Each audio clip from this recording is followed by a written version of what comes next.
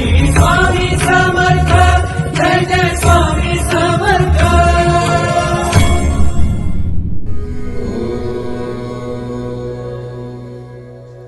स्वर्गीय मठाधिपती गुरुवर्य दादा महाराज दरेकर यांचं पूर्ण नाव श्री नारायण सदू दरेकर असं असले तरी त्यांना सर्व आवडीने दादा म्हणत. मूलतः पळसदरी हीच दादांची जन्मभूमी. फुलपाखरासारख्या बागडण्याच्या वयातच दादा पितृप्रेमास पोरके झाले. पुढे पोटा पाण्यासाठी दादा मुंबईस गेले. श्री स्वामी समर्थांवर अपार श्रद्धा ठेवून नाईट हायस्कूलमध्ये शिक्षण घेत मिळेल ते काम करून उदरनिर्वाह केला. अध्यात्मात रस असलेल्या दादांनी अध्यात्मात प्रचंड प्रगती केली व स्वामी भक्त ते स्वामींच्या मठाचा मठाधिपतीपर्यंतचा प्रवास, त्यानंतर अनेक दुःखितांची दुःख हरून त्यांच्या चेहऱ्यावर हास्य फुलवायचे कार्य दादांनी आध्यात्मिक मार्गातून केले. अनेकांना धार्मिक शिक्षण देऊन गुरुपदाला पोहोचवले. दया, क्षमा, शांतीचा संदेश दिला.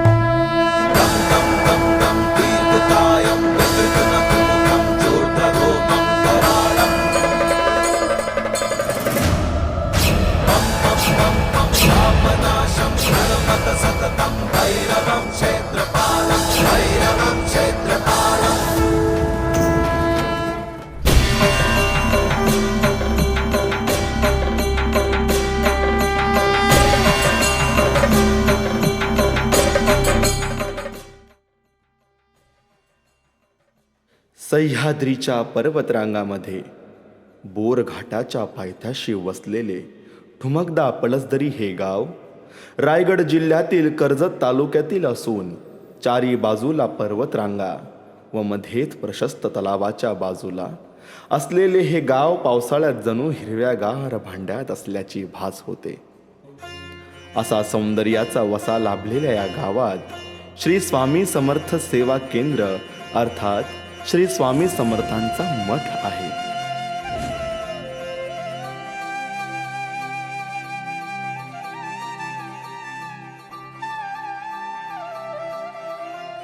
श्री स्वामी समर्थांच्या पदकमलांनी पावन झालेले व समर्थांच्या आज्ञेने गुरुवर्य मठाधिपती दादांनी निर्मिलेले हे स्थान अनेक सेवेकरी व भक्तजनांच्या सहकार्यामुळे आई भवानीच्या आशीर्वादाने व श्री स्वामी समर्थांच्या पूर्ण कृपेने वटवृक्षाप्रमाणे बहरत आहे.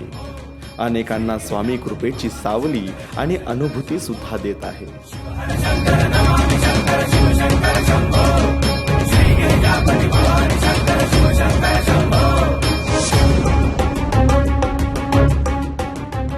आज समाजात पैशाच्या व्यवहारातून मिळणारी सुखे उपलब्ध होत आहेत, पण प्रेमाच्या भावनाचे बंध मात्र तुटत आहेत.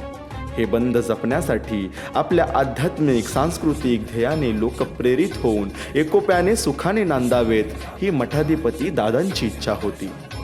जसे स्वामी महाराजांनी ज्या जागेत 22 दिवस वास्तव्य केले त्या ठिकाणी आश्चर्याची गोष्ट म्हणजे 20 फूट लांब 20 फूट रुंद कळसासहित बांधकाम व समोरील सभामंडप 60 फूट लांब 40 फूट रुंद बांधकाम हे फक्त आणि फक्त 22 दिवसातच श्री स्वामींच्या कृपेमुळे व भक्तजनांच्या परिश्रमामुळे पूर्ण झाले. या ठिकाणी येऊन श्री स्वामींच्या सेवेस येतात सुखाची एक चाहूल लागते, आनंदाचे बिंदू चमकू लागतात, एक वेगळेच मानसिक बळ मिळू लागते.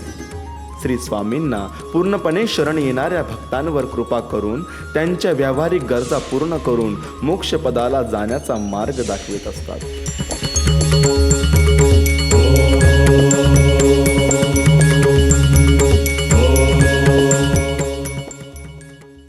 मठाचे जे नित्य कार्यक्रम असतात ते पुढील प्रमाणे असतात. सकाळी 7 वाजता पूजा अभिषेक होते.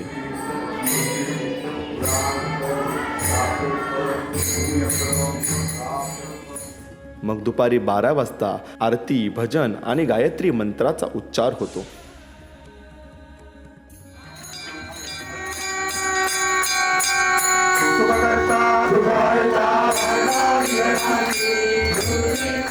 दुपारी 12:25 स्त्रींना महाप्रसाद दिला जातो. दुपारी 1 ते 4 वाजेपर्यंत गाभारा व ध्यानधारणा केंद्र बंद करतात. या वेळेत मोठ्याने नामस्मरण, वाद्यवादन करण्यास बंदी असते.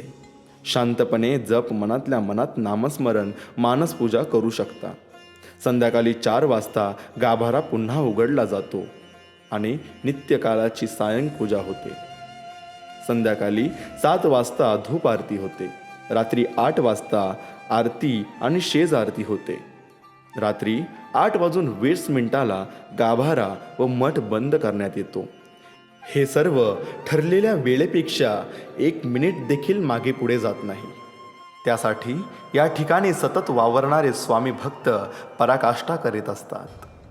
विशेषत पळसदरी गाव, वाडी आणि चौक गाव, कर्जत, खोपोली, पनवेल, मुंबई, पुणे, देहू, आळंदी व आजूबाजूची पुरुष मंडळी बरोबर स्त्रिया, मुली व लहान मुले प्रामुख्याने भाग घेत असतात. हे कौतुकास्पद आहे. आणि केवळ या भक्तांच्या प्रेमापायी स्वामी या ठिकाणी सतत उभे आहेत व सांगत आहेत, भिवू नकोस, मी तुझ्या पाठीशी आहे. प्रति गुरुवारी तर भाविकांसाठी मोठी पर्वणीच असते. कारण दर गुरुवारी अभिषेक, महाभिषेक, दोन्ही वेळा महाआरती, भजन, हरिपाठ, संध्या आरती व रात्री पालखी असे भरगच्च धार्मिक कार्य होत असते. येणाऱ्या भक्तांसाठी व गरजूंसाठी दर गुरुवार, शनिवार, रविवार व पौर्णिमेस महाप्रसादाची व्यवस्था असते. तसेच श्री दत्त जयंती, श्री स्वामींचा प्रकट दिन, समाधी दिन व गुरुपौर्णिमा उत्सव मोठ्या थाटामाटात उत्साहात पार पडतात.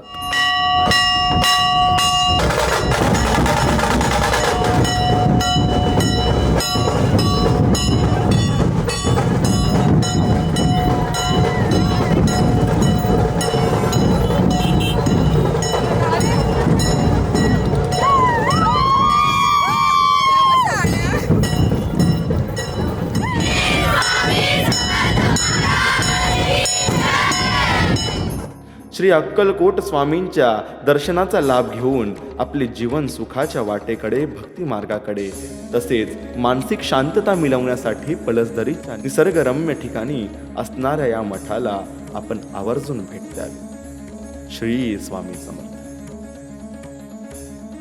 आम्ही सर्व सेवेकरी मठात सेवा देत असताना एखादी कल्पना मनात आली किंवा एखादी कार्य करण्याची इच्छा विक्रांत भाऊंकडे व्यक्त केली की भाऊंचा लगेचच उत्स्फूर्त प्रतिसाद मिळतो. भाऊ मठांमध्ये नाविन्यपूर्ण कार्य करण्यास नेहमी तत्पर असतो.